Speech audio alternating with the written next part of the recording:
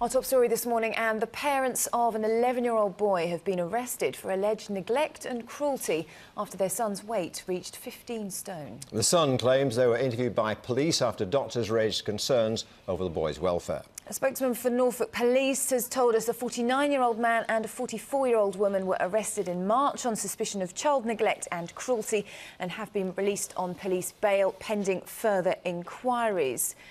Well, our health editor, Dr. Hilary Jones, is here. And Hilary, this is extreme action to take, isn't it? Arresting a child's parents over its weight. Yes, it's certainly not an ordinary case by any means. We have a boy here who's 11 years of age, whose height is 5 foot and weighs something like 15 stone, which is 4 stone more than John, as he pointed out earlier. So there are psychological and physical issues to be considered. And normally it wouldn't be a matter for the police to become involved.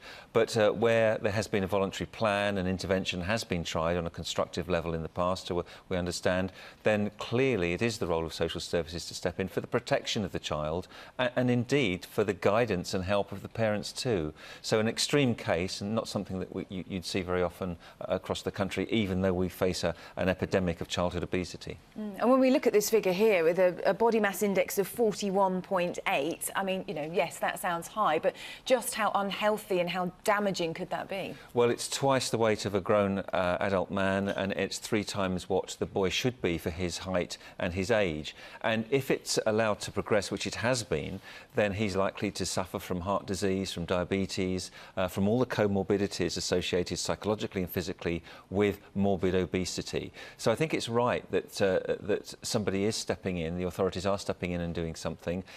Premature death by about 10 years is the likely outcome unless something is done. So I think it's most people would consider it reasonable for the authorities to step in and actually help this child in the future with what would otherwise curtail his life and cause considerable hardship and physical disability.